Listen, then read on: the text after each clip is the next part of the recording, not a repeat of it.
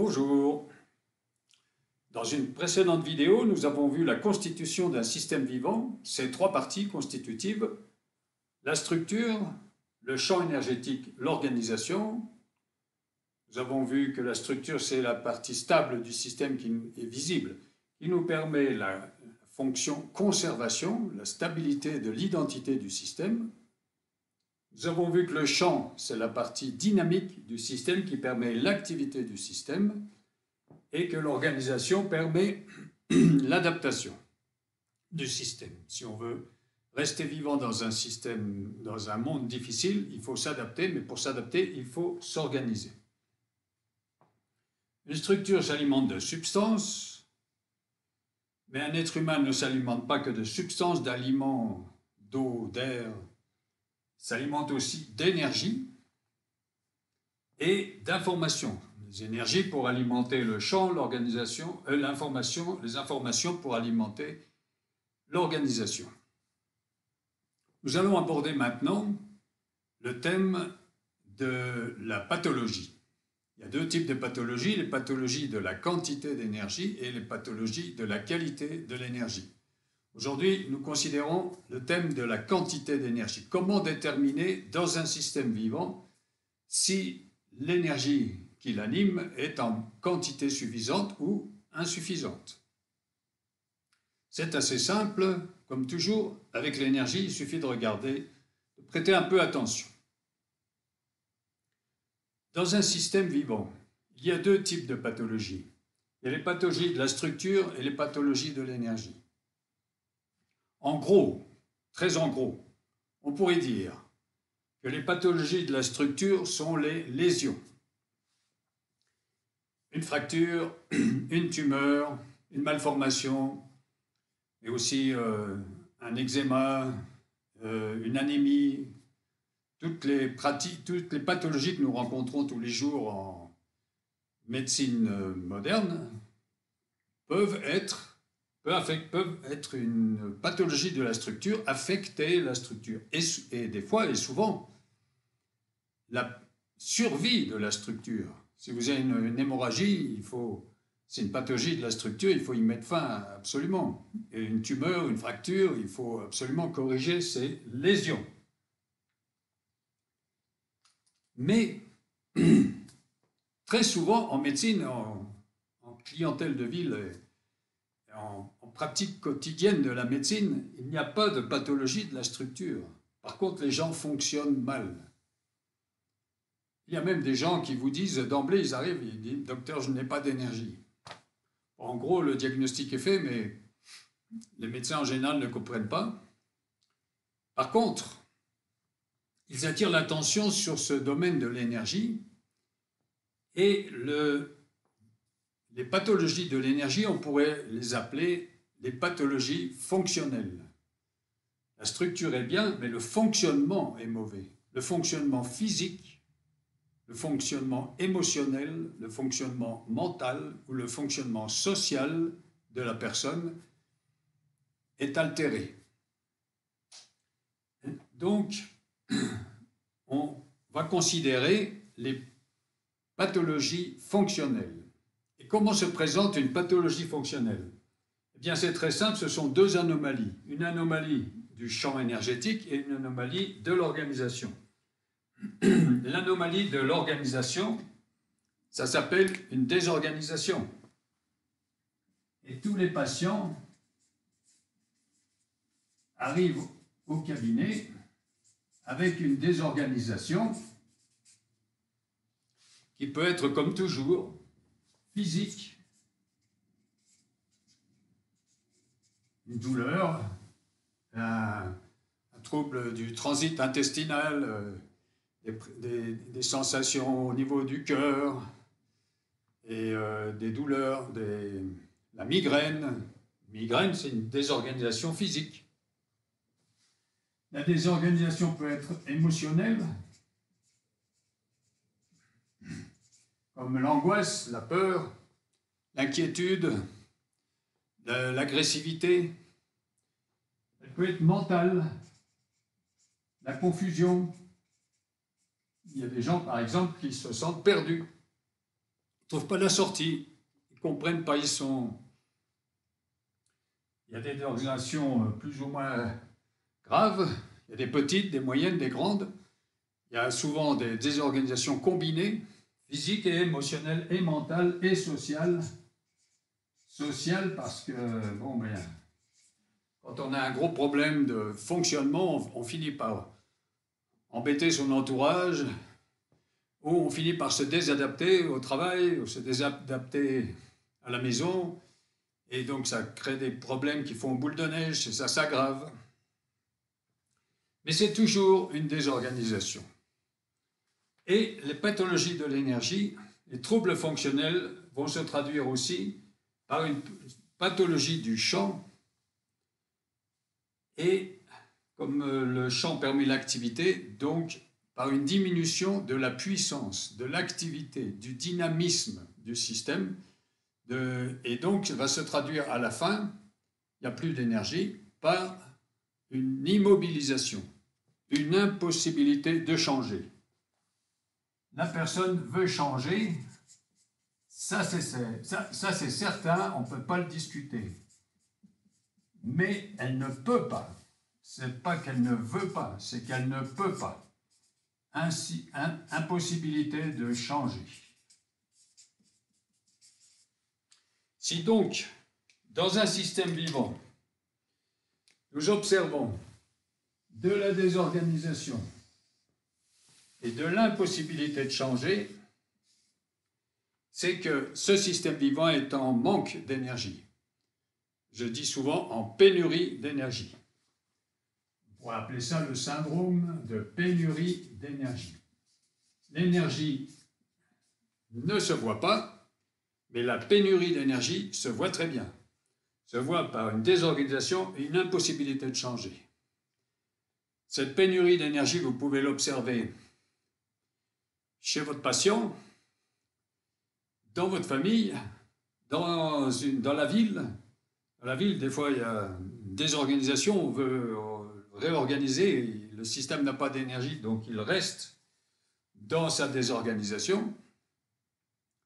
On l'observe au niveau du pays, on l'observe au niveau de l'humanité. L'humanité est à ce niveau-là, dans une désorganisation impressionnante et une impossibilité de changer.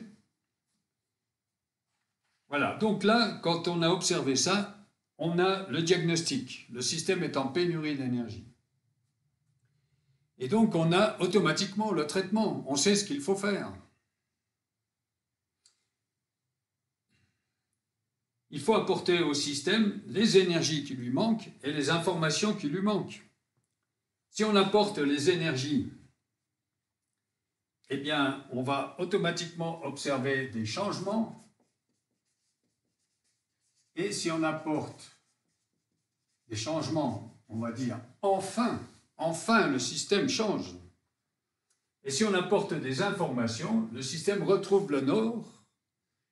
Il fonctionnait, disons, sur des informations obsolètes ou toxiques, donc son fonctionnement n'était pas adapté. On retire les vieilles informations, on formate les disques durs, on reprogramme les informations qui conviennent, on apporte des informations, comme on pourrait apporter des médicaments, des substances, mais là on apporte des informations et le système retrouve le nord. Il retrouve le fil, il retrouve la sortie de son labyrinthe. Et donc, ça s'appelle réorganisation. Réorganisation physique. Les douleurs abdominales cessent, les migraines diminuent en fréquence et en intensité. On va augmenter petit à petit l'énergie, mais à chaque fois qu'on augmente l'énergie, il y a réorganisation. Changement est dans le sens de la réorganisation. Si on rétablit petit à petit, comme ça, le niveau d'énergie convenable pour un système vivant, on va terminer en plénitude. La plénitude, c'est l'état énergétique normal des systèmes vivants. C'est comme ça qu'on devrait tous être. Et ça, il faut bien se le mettre dans la tête. Ça, c'est normal. Ici, c'est le normal. Et la pénurie, c'est l'état habituel des systèmes vivants.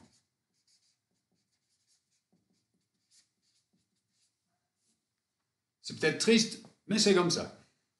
Les humains, l'humanité vit en pénurie d'énergie. Nous devrions tous être en plénitude, mais en fait, nous sommes en pénurie d'énergie. Depuis plus de 38 ans, 40 ans, je mesure l'énergie de tous mes patients et l'expérience me montre tous les jours qu'un patient qui vient pour la première fois et qui n'a jamais travaillé son énergie, sur une échelle de 0 à 20, se trouve toujours entre 10 et 12 sur 20. En gros, c'est exceptionnel, enfin, ça arrive que des gens aient plus d'énergie que la moyenne, disons. Mais la moyenne, c'est entre 10 et 12.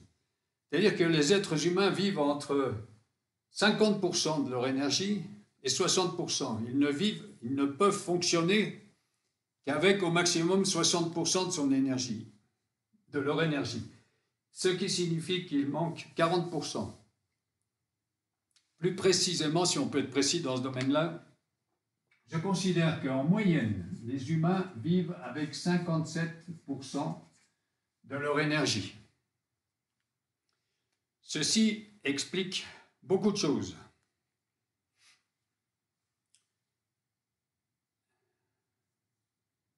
« 57%, ça, c'est de la pénurie. Ça amène les êtres humains à vivre en permanence dans l'état de victime. Victime dans la désorganisation, victime au niveau physique, émotionnel, mental ou social. Par exemple, dans une famille, il y a toujours un personnage un peu tyrannique, et tout ça, on est toujours victime. Victime. Sans énergie, on est dans la confusion. Il n'y a pas de lumière. On est dans l'impuissance. Il n'y a pas de force. Et on est donc dans l'hostilité. C'est très désagréable. Et ça, c'est la condition habituelle de vie des êtres humains. Ils n'ont pas l'énergie qu'ils devraient avoir et ils sont victimes et ils persistent dans leur état de victime.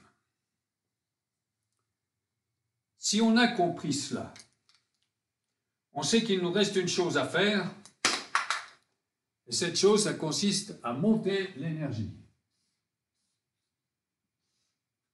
à positiver le bilan d'énergie, avoir plus d'énergie, plus d'entrée d'énergie que de sortie d'énergie, et avoir une bonne qualité de l'énergie.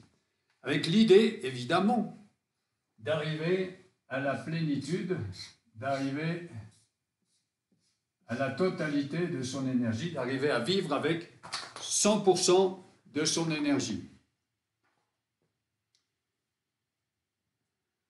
Quand on vit avec 100% de son énergie, on vit dans l'état de maîtrise.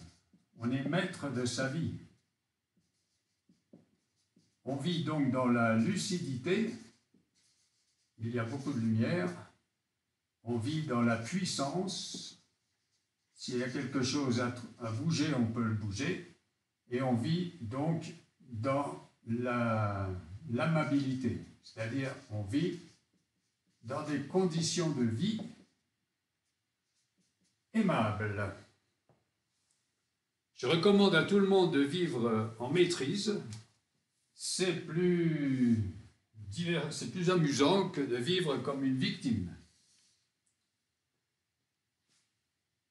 Encore une fois, les victimes, on n'est pas victime seulement d'un élément extérieur à soi-même, de l'entourage, quelqu'un dans la famille ou quelqu'un au travail. Non, on peut être victime simplement parce que, n'ayant pas d'énergie, on a des troubles digestifs, on a des troubles cardiaques, on a des troubles mentaux, on a des douleurs, on a des douleurs tyranniques, comme par exemple, enfin, des douleurs, des pathologies tyranniques comme l'anorexie mentale.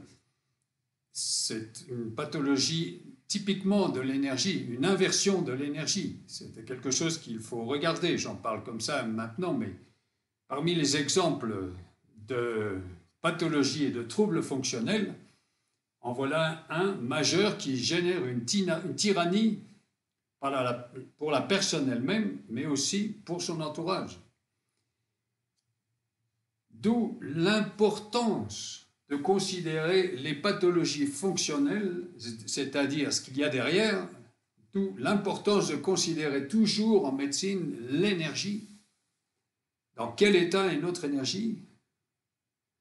Quelle est la quantité d'énergie du système? Et c'est cela qui nous permet d'obtenir à bon compte des transformations de la situation de la personne, de la réorganisation, des changements, la correction des troubles quantitatifs de l'énergie. Pour bien comprendre l'énergie, il faut absolument aussi, en plus des troubles quantitatifs de l'énergie, connaître bien les troubles qualitatifs. Quand on connaît les deux, on arrive à comprendre beaucoup de choses de notre propre fonctionnement ou du fonctionnement de notre société, de notre famille, et on sait par où prendre les problèmes. On a un autre point de vue sur la vie individuelle, sur la vie en société, quand on connaît bien l'énergie. Nous avons donc vu le thème de la quantité d'énergie, des pathologies fonctionnelles, la pénurie d'énergie et de la plénitude. Dans une prochaine vidéo, donc, nous allons envisager le thème de la qualité de l'énergie. À tout de suite.